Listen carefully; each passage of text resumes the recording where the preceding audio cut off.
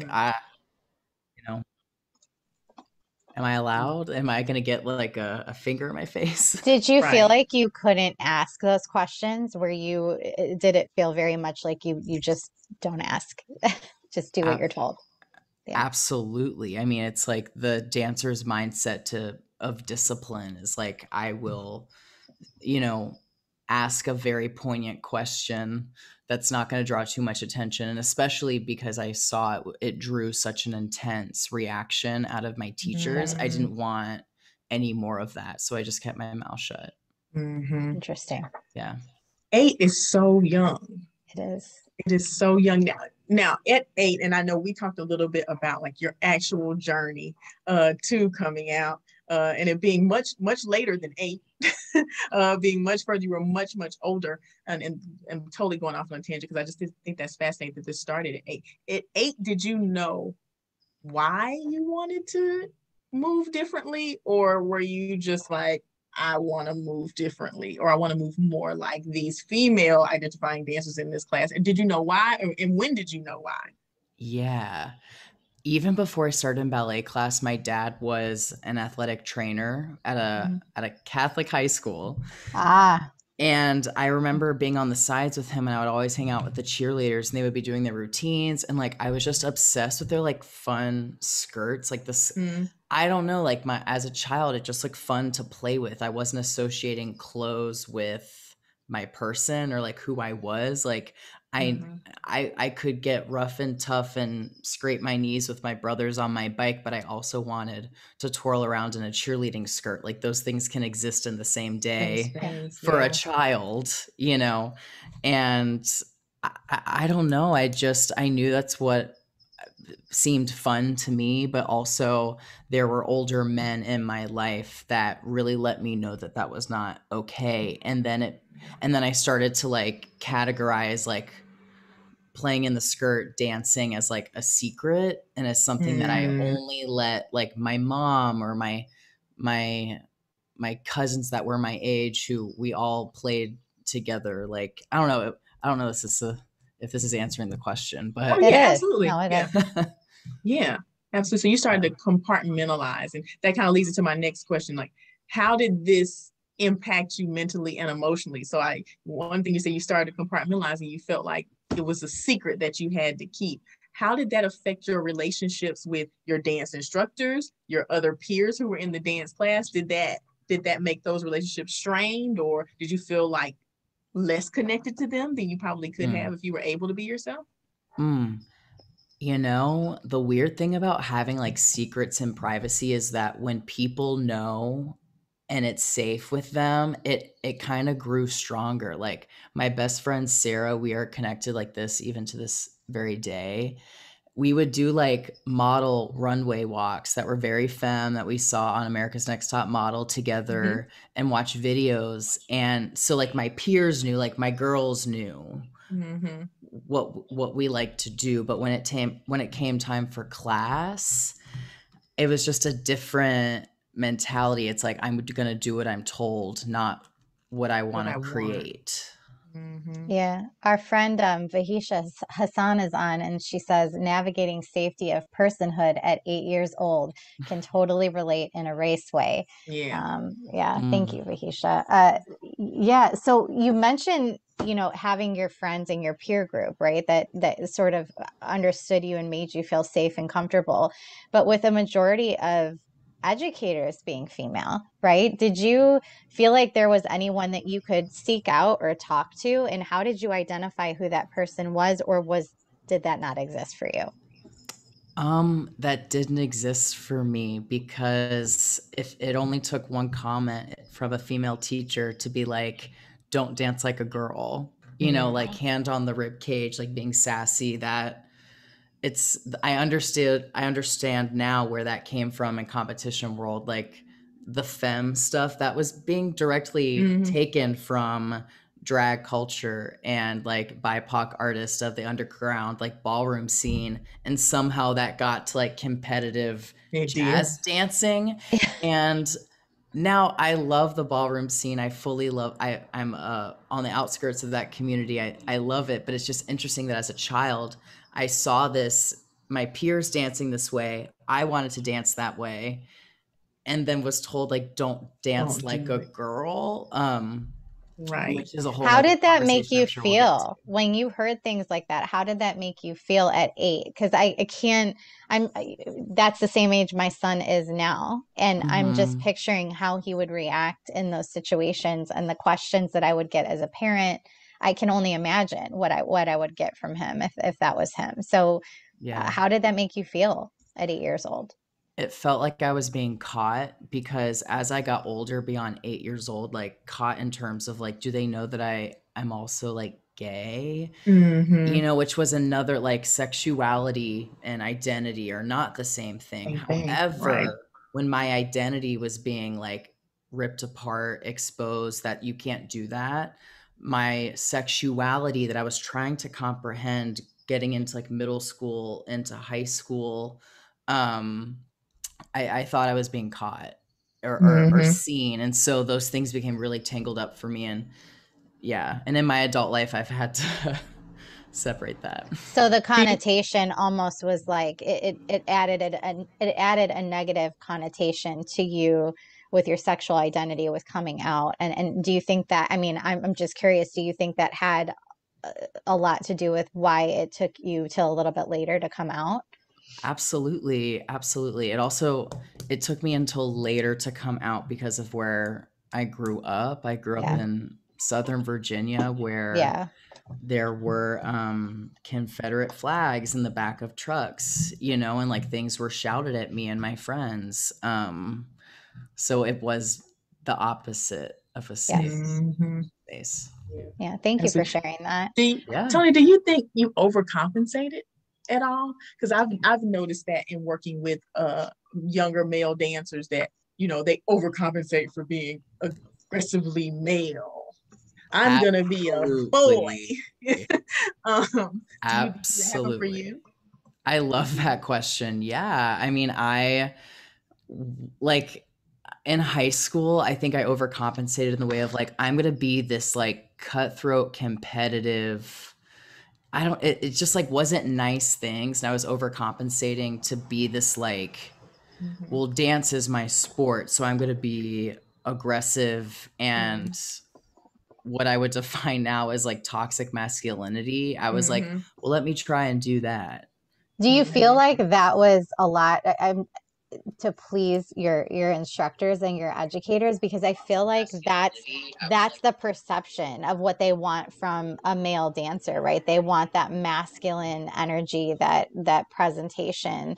Um, so inadvertently, you've got to feel that, right? Like I want to make them happy. I don't think like my high school teachers that I was doing it to please them. I think I was doing it to prove something to myself and to maybe like show the people around me that I'm not a soft, feminine, Mm-hmm. emotional creature, which that is absolutely who I am. Yeah. Right.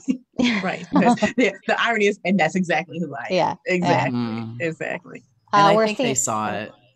Yeah, well, yeah, and it's just interesting how do you think that, do you feel like it was ignored? They saw it and it was ignored, or maybe they didn't know how to deal with it, so they just didn't, how do you, Yeah.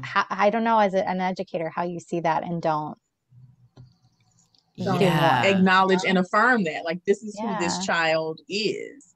And it's just so, I think it's very interesting that we will affirm so many things about children. That's just who they are. When it comes to behavioral things, well, that's just her attitude, and that's just the way he communicates. But then when we talk about a child who is working through their identity, we can't say that's just who he is. Like, and it's okay for that to be just who he is. We accept that. It's like, okay, well, he'll grow out of it, or he'll change, or I have to choreograph something on him that doesn't show his feminine.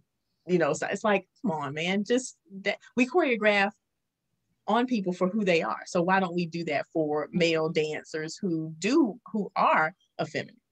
yeah, We should yeah. definitely do more of that. For those joining, we have a lot of people joining us on Instagram today. Thank you so much. I'm Bree. This is Melissa. This is Beyond the Steps. We're chatting today with Tony DeLelio, who is a queer performance and visual artist, choreographer, and currently a member of the Vernon Fosse Legacy Broadway This Ain't No Disco in San Diego. If you have not seen it yet, get your tickets, go. I hear it's an amazing show. I look forward to seeing it as well. Tony, what are some of the most challenging? Because I think we talk about gender norms and these big umbrella terms, and we talk about what these things are. But for those, we are also a show about education and conversation, and sometimes that starts at the very basic level. So, what are gender norms, and what are some of the biggest ones that you've encountered throughout your career? Mm-hmm. I think gender norms, I can speak what has been expected of me as a like cisgendered man is masculinity. Like what a thing to unpack. I think the comment is like, it's honestly, the language goes as far as dance like a man, be manly. I've been in final callbacks for really big projects where Mr. Mickey Mouse was involved. And before the producers came in, the associate, who is a very fabulous, effeminate man, told all of us, all right, now, when the producers come in, none of this, none of that, like, there wasn't even language. It was, he just like flexed his chest and his shoulders and his back, and it's like, be this. And it's like, what? Like, I've been diving into this material for weeks, and as now myself. the producers, as myself, and now the producers are here, and now I have to like reform. They weren't even talking about how we were dancing. They're talking about how we were standing on the side supporting our friends. And I didn't get the job because I completely I totally shut down. Yeah. So I think in regards to gender norms, speaking from my experience, there is just no language. Like, I would appreciate, instead of saying dance like a man, what if it was like engage your lat muscle, or like clench your jaw, embody like a lion on the safari, like going to hunt its prey, like just being specific with language that isn't jumping to be a man, because what that is saying is like, please be the stereotype of a traditional man that we invented in the 1930s or 40s. Exactly. Yeah. And the thing is, female dancers can bring that energy too. So it's also very restrictive to female identifying dancers, and the language that you use allows it to be accessible to everyone. Yes. Versus just male dancers. Yes, exactly. And it's also strange, like the language around gender norms being like, be strong. Like, I'm looking for strength, or strong like a man. And it's like, I have never seen anything stronger than a supermodel strutting in 6-inch heels at the ballroom scene with a hand on the hip, like holding a purse. Like, that is so strong, yeah. And explaining more how to do that instead of the language as you have been taught, or the language that you associate with those things. Explain in a technical way how to be what you're looking for, right? How to embody that. Yeah. And it's not even about sexuality. Like, I have a lot of like cis straight men in my life who move like, a weeping willow tree, and they have like such a beautiful movement quality about them. Like, I don't know, like, they're just like with men, whoever, like trans men, cis men, however you are, if you are identifying as a man, like, that is a spectrum of movement, and to bring it down to like one word just does not make sense, and I don't think it's intellectual at all. Yeah. Or I think there's a more intellectual way to like access the human body. That's what I'm saying. Right. Linda says she can't hear Tony on Instagram. Tony's audio is out. Shoot. How about now? Tell us if you can hear Tony on Instagram. Riley Gray has a comment on Instagram while we're waiting on that. Tony, thank you for speaking on this. You're incredibly inspiring for all of your students and people you work with. We think so too, Riley. Thank you. I appreciate you, Riley. Riley's my dance captain when I work a summer camp. Oh, we're good now. We've got Tony's audio back. All right. You're They say. golden. Thank you. Thank you. Tony, have you ever felt like you might be perceived as difficult if you speak up about harmful gender norms? Because I know I feel like the dance, and we've talked about this, Melissa, before on the show, the dance industry is very uh structured and as a hierarchy, right? Like you the dancer are here, and you don't question, you don't antagonize, you do what you're told, you fall in line, and if you don't, you're going to get cut, and there's going to be somebody there waiting to take your spot. So Right. have you experienced that fear of like, if I address this, if I say something, if I gently and politely correct what I see going on here, I'm going to lose my job? That is very real, and that is very valid, and you're exactly right. It comes from the mindset of the dancer of like, you're seen and not heard, speak when you are spoken to. However, on the other side of the pandemic and throughout the pandemic, I myself, a lot of my peers really woke up to this idea of like, I'm not in servitude to anyone in a creative space. I'm like in collaboration with the writer. Because that's normally who these conversations, and when I've had to speak up is like the writer. And while that fear is real, if you're to come at it in a way of like, how dare you, you don't know what I know, blah, blah, blah, you're not going to get anything done. In my experience, because I have spoken up several times in the past year, is to lead with questions. And it's really a moment of being an educator, because that person just does not know. Like, we've grown up in a society of there are men and women. Yes. And so you just have to open it up and say like, before I start with the questions, I'll raise my hand and say like, hey, so-and-so, there are people in this space that identify outside of a man and a woman, to let you know, because you didn't know that information. So would it be fair to say that you're a big believer in meet people where they are, and try to have those conversations in a polite, and I wouldn't say accommodating way, but in a way that is meeting them where they are, really?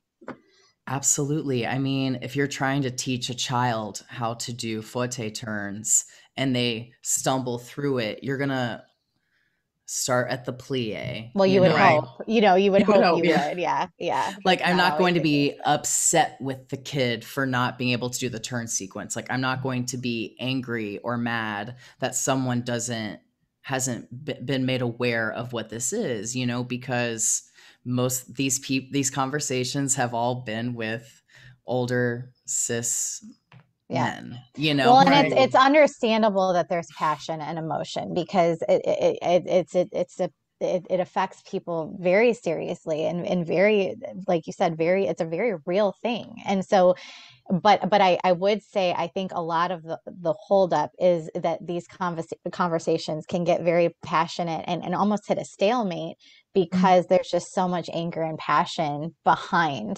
the conversation, that I don't think we get anywhere, right? And if we are to get somewhere, it has to be in a healthy, productive way. And I would agree with you. Sometimes or most of the time, it starts by meeting the person where they're at, and that's hard to do. It is not easy to do.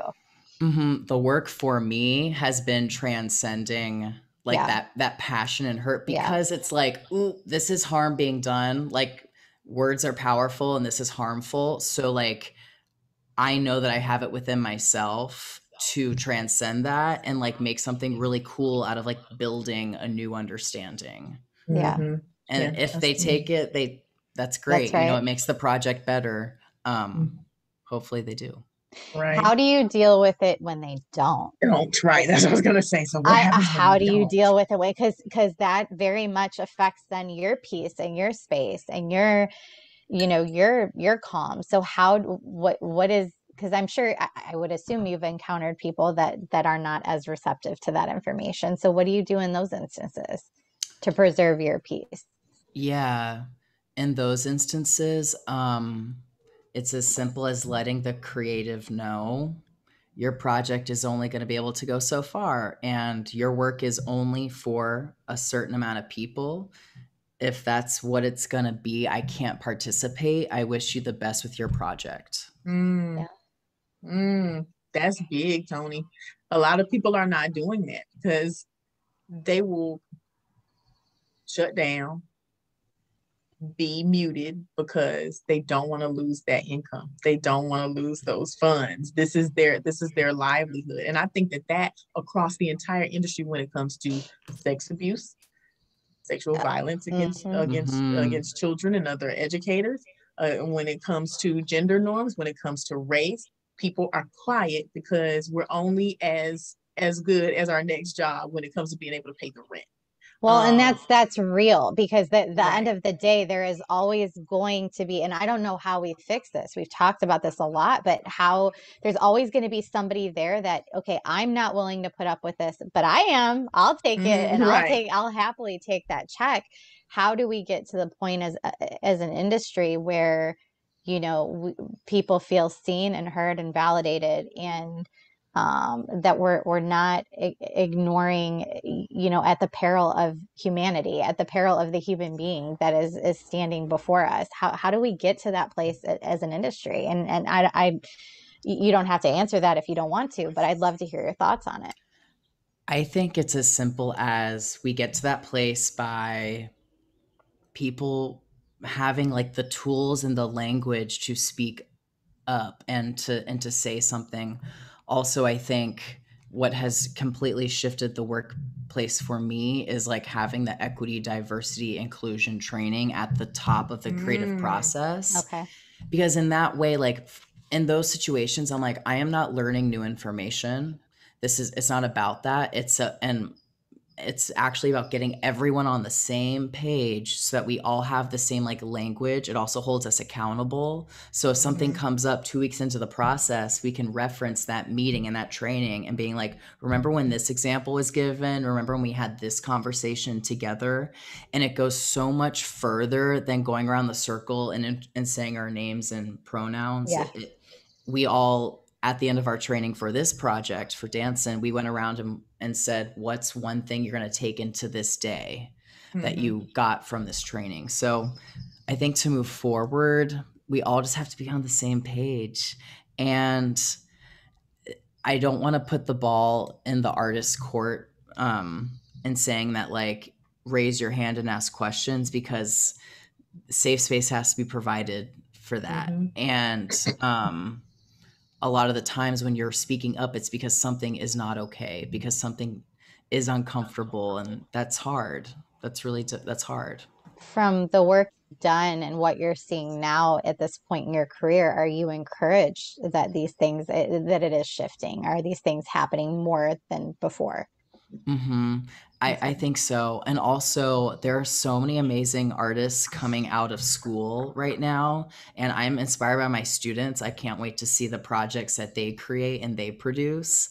I think that's also the way forward into the future, is allowing new voices to be Mm-hmm. leaders in the room. Yeah. Yeah. Yeah, yeah, that's it. I think we have to depend on this new this new This generation upcoming to, generation. yeah, Yeah, it for sure. has to be because I mean I have a 14-year-old son here at home, and I mean he uses pronouns. He says, "Oh, my friend fill in the blank identifies as," like the language and the So it's vocabulary is normal for there. him It's now. Like normal for them. that's great. That's Yeah, great. it's normal for them, and that is so encouraging. Now we just have to make sure that we're filtering these artists into the teaching profession. I'm just saying, Yes. yes, Yes. and being a dance educator is They're awesome. coming. It's awesome. So we kind of talked about this a little bit earlier. I have to imagine that these gender norms, these pressures affect you mentally, emotionally, but they also have to hinder you a little bit creatively. Have you ever gone into a space where either the culture was toxic in that way, and you were like, I can't even create in this, or been in a situation where you had to be a creative and be on stage to be an artist and go, I'm stifled here. Mm. I've been lucky that the things that have said yes to me, it's like they know what they're getting when I'm hired. But I've been in audition spaces where I know right away, like, okay, this play takes place in the late 1800s or 1920 something. And like, in order for me to tell my truth, like, I don't think this truth existed back then, or at least it didn't exist in the creative's image of the 1920, whatever they want to put on stage. So I kind of know right away. It's for me, like with auditions, I'm not walking in being like, am I a good dancer? Are they going to see that like I'm a good artist? Like I'm confident in my abilities. It's more down to like, can my artistic expression align with your creative idea? Exactly.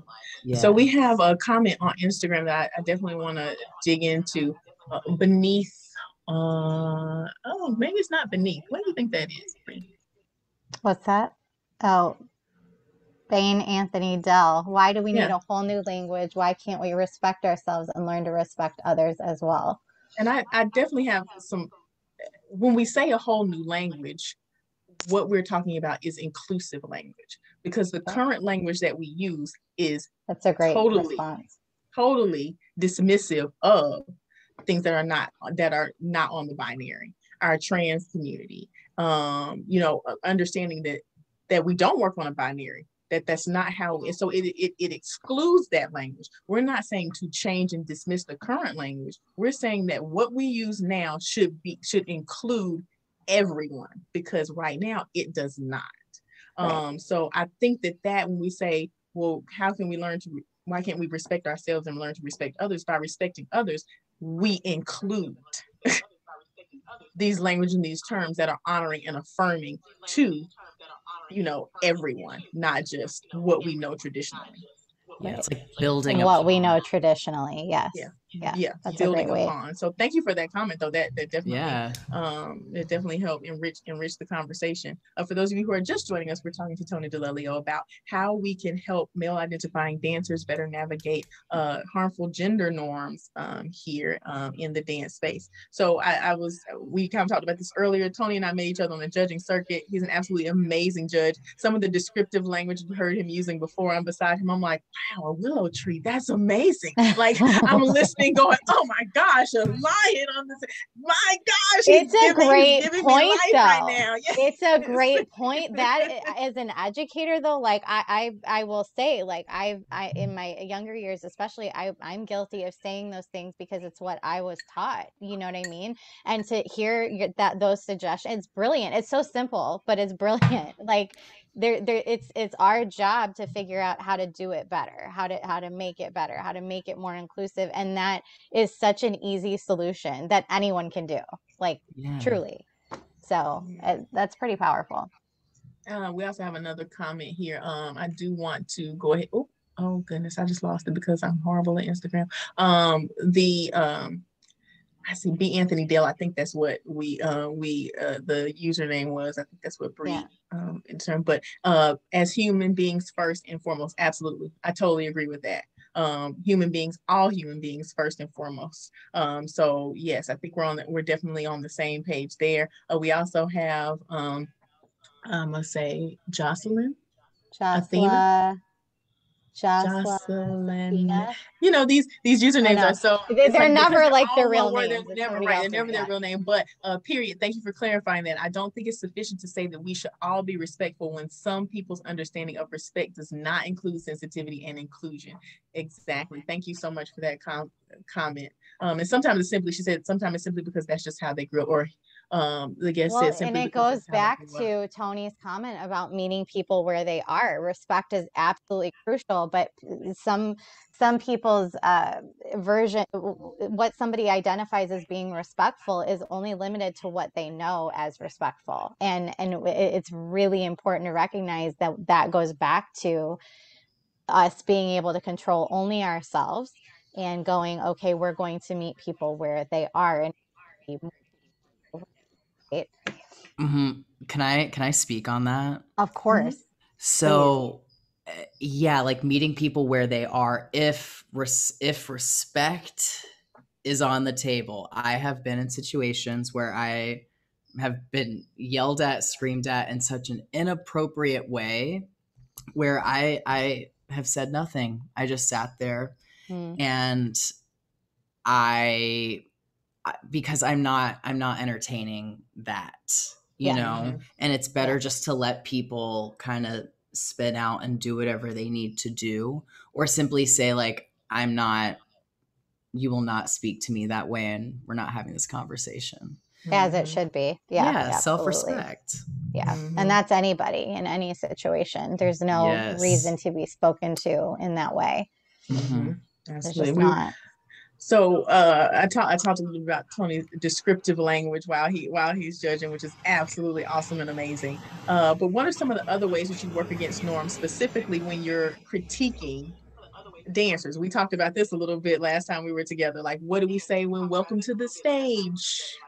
Or you did a good job, like dancers, you know, what are some of the ways that you make adjustments as an adjudicator?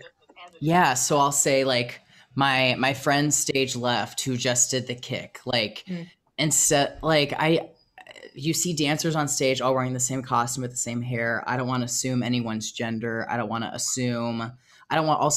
say things like young lady, or just I use vocabulary that's just warm and inviting, and that anyone wouldn't mind being called. I'll say like my friend to the left, or the trio downstage.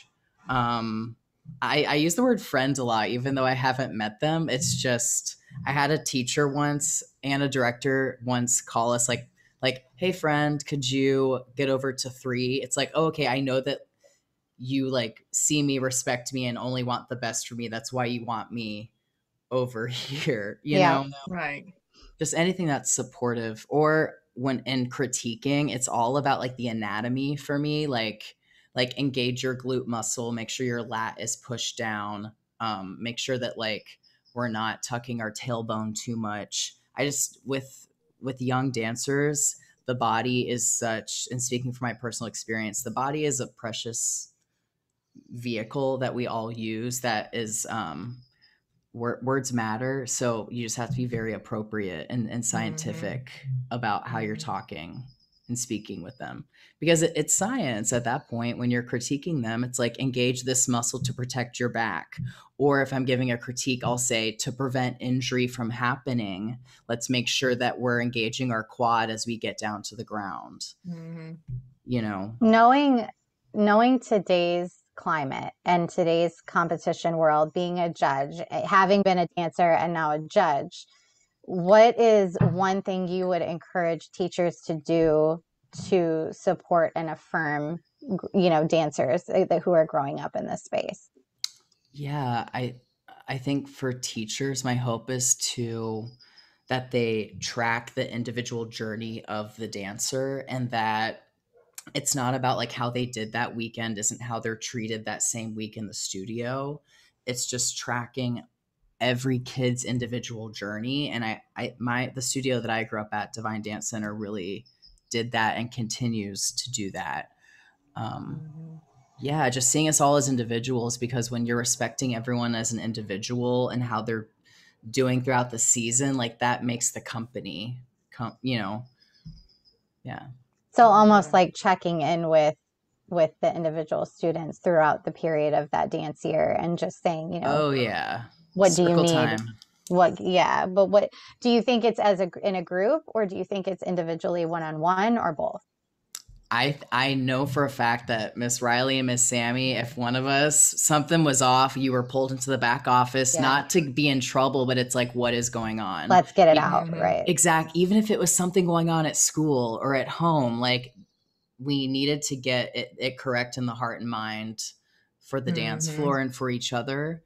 And of course, you know, if we collectively weren't in a good headspace, we would drop the rehearsal, circle time, let's talk it out. And if the rehearsal is devoted to talking about what's going on, then that's what it is. And we'll touch the choreography tomorrow. But our teachers would never let us dance without good intentions. That's beautiful. It's new, because I don't know many people that would do that. And I think that's hearing that makes such a difference is interesting, because I think sometimes we Tony's audio is out again. I don't know. Oh, I know what it is. Sorry.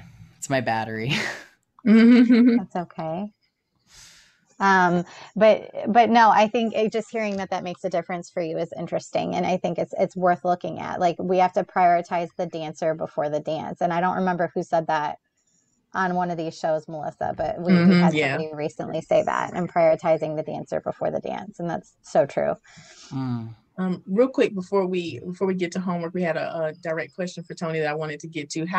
This is from Broadway SD. How did your tour life prepare you for work at the Old Globe? They're a huge fan. They loved you in Cats. So how did your tour life prepare you for the Old Globe where you are right now? Thank you. That's sweet of you to say. Tour life prepared me for everything. The thing about tour is that change is the constant. So like the house, the space, how you're hearing sound, your warm-up space backstage is constantly moving. So to settle in to one theater has been so lovely, and I'm not taking that for granted. Yeah. Awesome. Thank you so much. So, Tony, we love to give homework here. You've given us so much to think about, so much to talk about, so much to take back to our students and our creative spaces. But what's one action that you want our listeners/viewers to take between now and next week to make progress in eliminating these harmful gender norms for our students?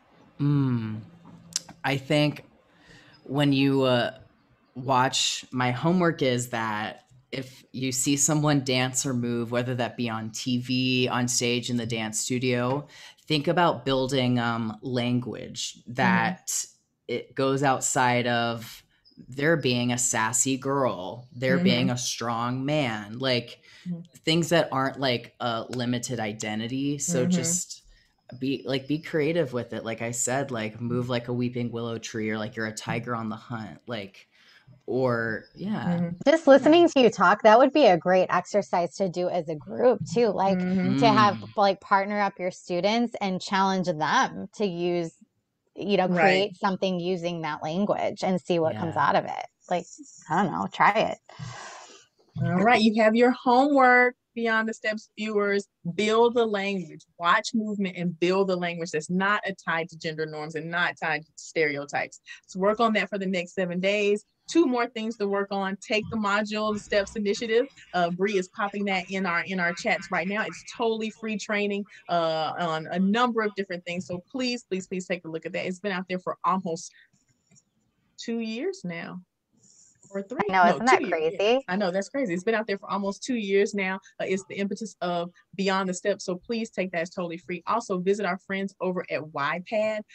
They have courses that are absolutely amazing, and we have a 25% off code for you to use, Apollo25, all caps. So please go over there, visit them, and take advantage of all the courses that they have there. Tony, thank you so much. How can people follow you, and tell us about where they can see you perform now? All right. Thank you, Melissa. And thank you, Bree. Y'all are amazing. I could literally do this all day. I know, us too. I mean, you can follow me at Tony DeLelio right here. TonyDalelio. And right now I'm performing in Bob Fosse's Dancing at the Old Globe in San Diego. The show will have a life after this. Stay tuned. Not sure when or where, but we're here. We're here. Right. Yeah, it's gonna be here for a while. It's gonna be there for a while. I've heard great things. So go get your tickets, see the show. Next week, we are going to be talking with Kristen Dice, our friend from Dance Send. We're going to be talking about you are what you eat, and what we're fueling our bodies with. How are we fueling our bodies to get through optimal performance? Not talking about calories, not talking about toxic body image. We're talking about how we are fueling ourselves as athletes. So join us next week to talk with Kristen Dice. Tony DeLelio, thank you so much for being here today. It has been such a pleasure to have this conversation and get your insight and your wisdom. We're rooting for you. We're cheering you on, and just can't wait to see your next chapter. We hope to have you back soon. Melissa McDaniel, always a pleasure to see you again, my friend. We're going to be back next Friday. Until then, we hope you continue your journey beyond the steps. Everybody have a wonderful weekend, and happy Mother's Day to all the mothers out there. Yes. Yes. Bye, all. Bye, all.